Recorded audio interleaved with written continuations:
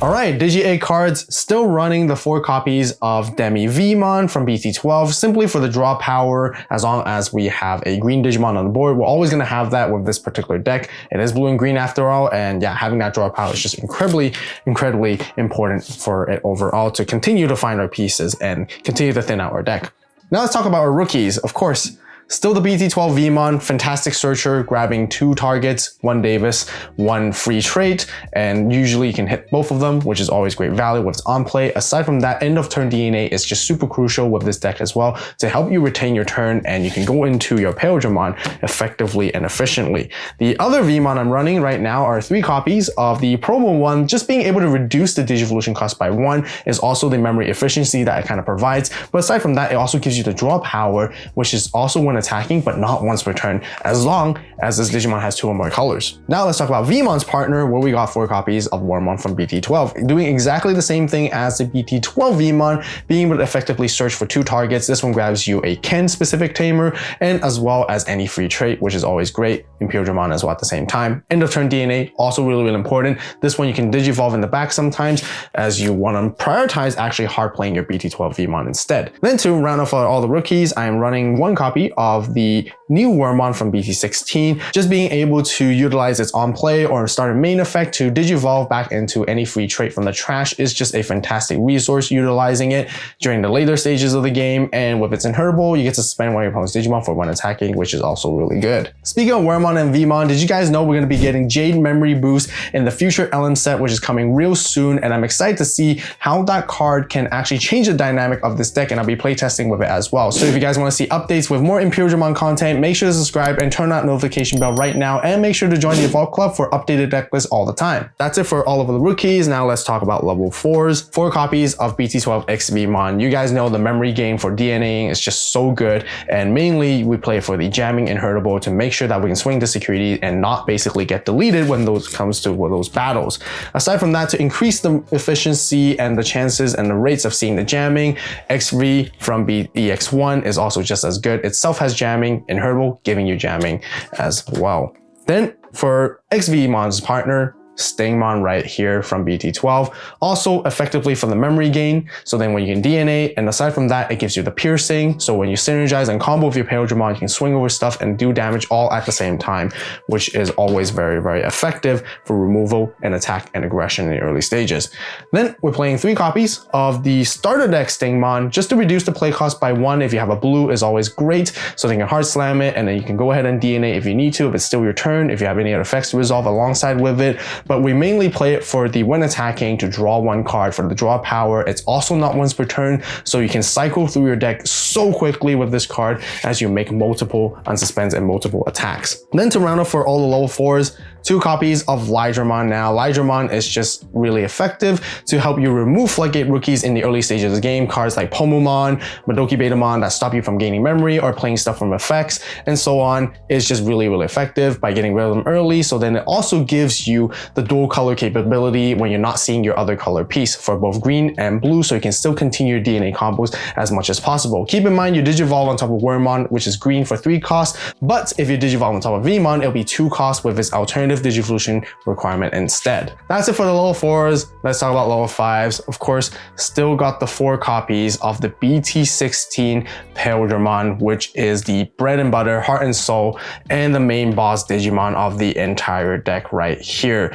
Being able to DNA, you get to suspend down all your opponent's Digimon with fewer or less sources than this Digimon. Nothing can unsuspend blanketly on your opponent's turn for the whole turn effectively. And when attacking, you just get to suspend even more things. If not, you get to unsuspend yourself, and partition is just really great to counter against any removal effects effectively by spinning out both your level 4s back. And keep in mind, in order to activate partition, you must have a level 4 blue and a level 4 green in its sources in order for it to do it. And inheritable gives partition to your top end as well, which basically continues to bridge on. Aside from that Imperialdramon, the other Imperialdramon you would like to see is the older one from the starter deck, which is also still fantastic. Being able to swing Unga Bunga, unsuspend, that's the whole idea of the deck. I want to continue with my aggro and attack as much as possible, and being able to bottom deck something with 6000 DP or less when you DNA is always kind of nice for a little bit of removal as well. That's it for the level 5s. Let's talk about level 6s. 2 copies of Dragon Mode from BT17 right here. Just a fantastic card of being able to further amplify your control, suspend your opponent's stuff, unsuspend itself so it can swing again. Otherwise, we mainly play it for its all turns effects. When your opponent plays a Digimon or Digivolves by an effect, you can go straight into a fighter mode for free, which really disrupts their turn and really makes your opponent think twice before they do anything else during their side and try to clap back at you. While you have this on the board, it just exerts a ton amount of pressure onto your opponent, which is incredibly good of a card.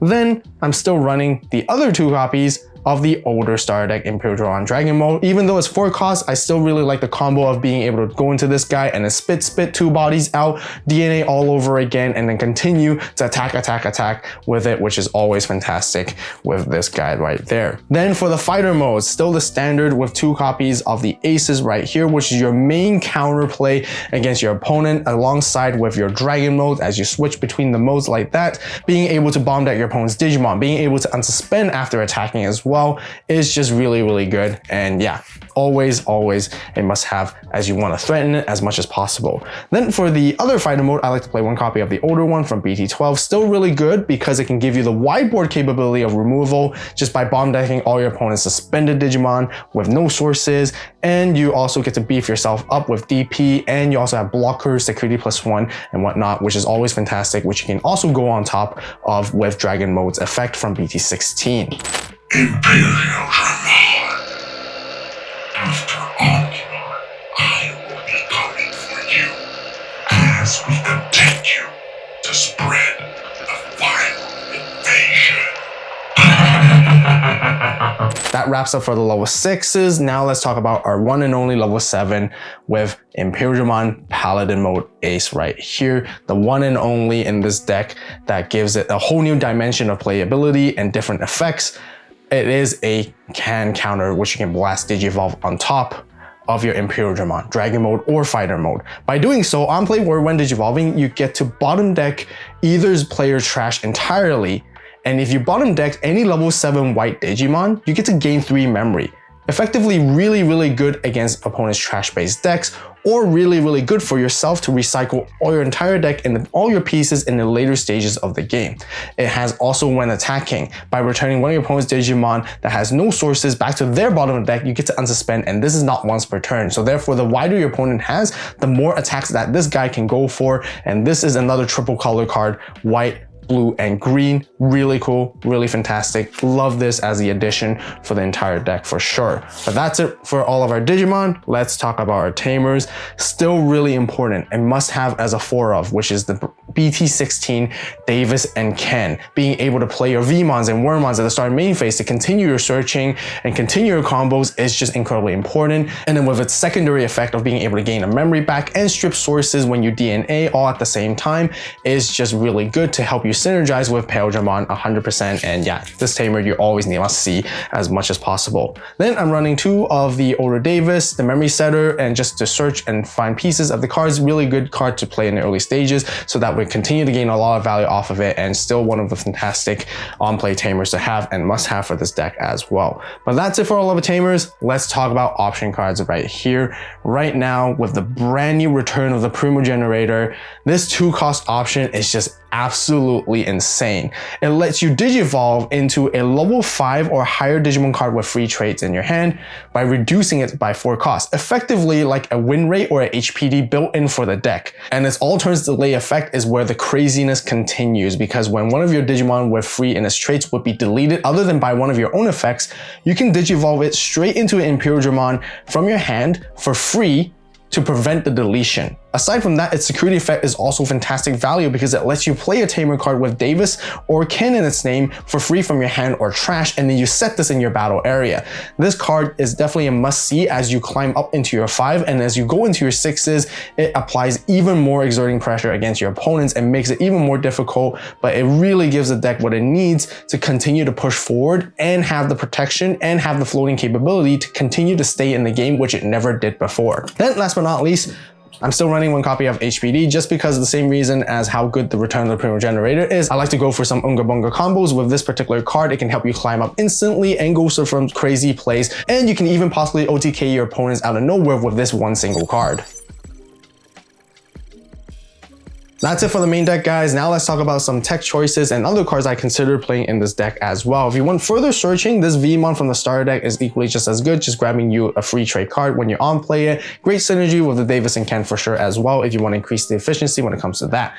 The BT16 Vmon is also just as good because it can help you gain memory back when you play or Digivolve another free trade Digimon. Aside from that, the extra 2000 DP certainly comes up if you ever need to swing over things in certain matchups. Then there's also the promo Wormmon, which is also a really good effective searcher because it grabs you any 2-color green card, including an option and Digimon, and also grabs you Ken, so then you grab your dual Tamers, but most importantly, it also provides you that end of turn DNA, which you do want to see often every now and then too.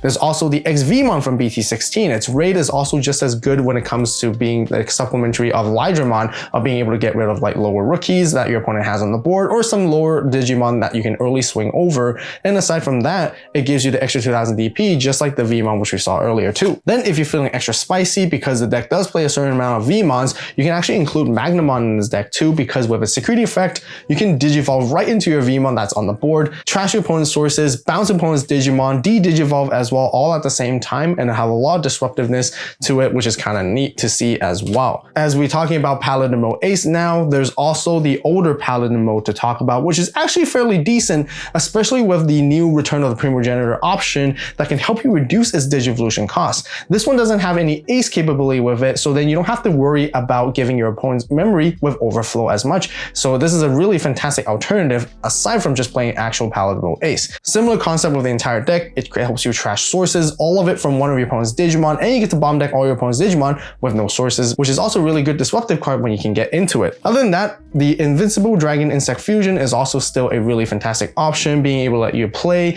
a XV or Stingmon immediately and DNA, giving it itself blocker and cannot be deleted by battle until the end of your opponent's turn. It's also really good against certain matchups with security effects, letting you play your Wormmon or Vmon from hand or trash as well, is also great when you get to add this card back to your hand too. Now for some memory controlling cards, of course there is still the Icewall and Hammer Spark combination that you guys can play and sort of have if you want to manipulate the memory a little bit, or if you need an extra gas to make more plays. These are fantastic to have as well. And then last but not least, for the removal stuff, there's Giga Death, which is always fantastic for this deck to basically wipe out your opponent's board, or if you're feeling a little bit spicy, Heaven's Judgment, which is also great because you can always rack up to at least 16,000 DP with the combination of your colors that you have with blue and green. Is going to really hit nicely there too.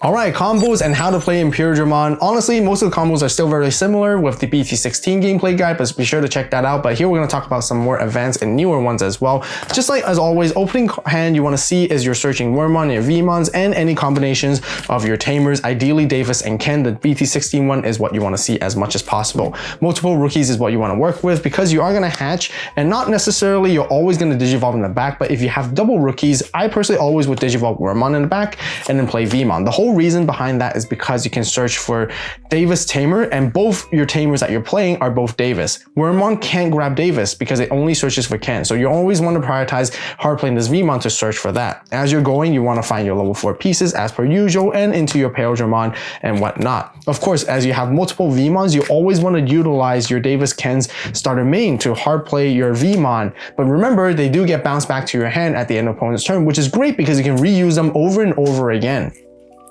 Afterwards, you sometimes would actually Digivolve at the back as a level 4, and you're basically ready to set and go. You know, by having your memory, you can just push out your XV, starter main, you play a Vmon, and then you go into a Sting. Even if you pass turn, you can utilize the end of turn DNA, which is incredibly important so that you can go into your Imperialdramon right here. The new one will give you all the tools that you need, and then this is the moment when you get to suspend your Davis and Ken to gain memory back, strip sources altogether, and you get to swing, unsuspend with jamming, draw cards, and swing and suspend. Of course, if you don't have the piercing Stingmon, if you can go over some early bodies on the board, you can continue to pierce and attack and do the same thing.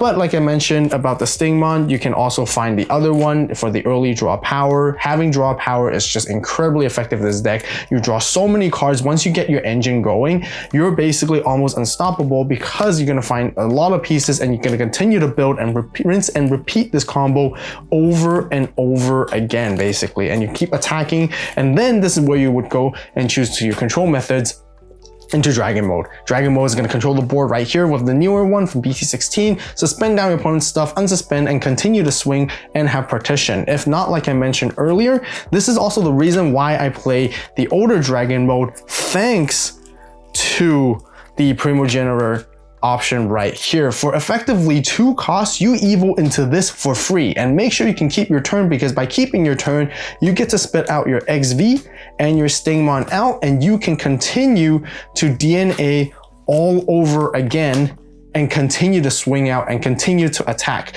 Yes, you might be foregoing your partition, but that's totally fine, because if it ever would get removed, deleted by battle and whatnot, but yes, you do lose partition and you're jamming, but now that totally works out fine, because if your Dragon Mode ever would be deleted by an effect or battle, you get to go straight into a Fighter Mode Ace or Fighter Mode, or even the brand new Paladin Mode on top of it to prevent it from leaving the battle area. So really, really cheeky combos I can pull off there. You can even force yourself to swing into your opponent's Digimon, and then by forcing it into it, you get to Digivolve straight into Paladin Mode, strip your opponent's sources, bottom deck their stuff as well. But keep in mind, the attack has already gone through, so you're just preventing it from leaving. So then the Paladin Mode Ace will stay there. Otherwise, you keep it in your hand and make sure you counter against your opponent.